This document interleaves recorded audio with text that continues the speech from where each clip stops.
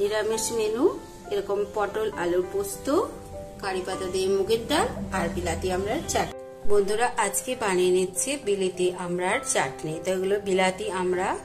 তো আমি প্রথমে একটু জল দিয়ে এটাকে সিদ্ধ করে নিয়েছি। আর এই যে কড়ার মধ্যে তেল দিয়ে দিয়েছি, কিছুটা পরিমাণ সর্ষের তেল। তেল গরম হয়ে গেছে, এবার দিয়ে দেব 5 ফোড়ন, শুকনো লঙ্কা আর একটুখানি তেজপাতা। যেহেতু পরিমাণটা অল্প তাই অল্প পরিমাণে দিই। এবার দিয়ে সেদ্ধ করা আমড়াটা খুব সহজেই খুব ঝটপট তৈরি হয়ে যায়।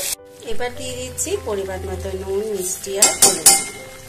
তো মিষ্টিটা একটু বেশি পরিমাণে দিয়েছি, আপনারা চাইলে একটু কম করেও দিতে পারেন। আর বিলাতি আমড়া খুব একটা টক হয় না, তাই অল্প মিষ্টিতেই হয়ে যাবে। তো এইভাবে করে আমি 5-7 মিনিট ফুটিয়ে তারপর নামিয়ে ফেলছি, তারপর আবার আপনাদের সাথে শেয়ার করছি। তো দেখতে থাকুন বন্ধুরা। এই যে আমড়ার চাটনিটা আমি নামিয়ে নিয়েছি, বিলাতি আমড়ার চাটনি।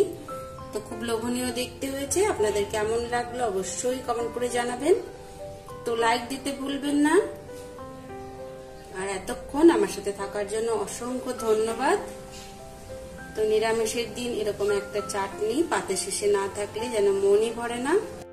আমার চ্যানেলটিকে সাবস্ক্রাইব করে আমার পাশে থাকবেন আর বেল আইকন প্রেস করতে ভুলবেন না, কারণ বেল আইকন না প্রেস করলে আমার নিত্য নতুন ভিডিওগুলি আপনাদের কাছে পৌঁছবে না।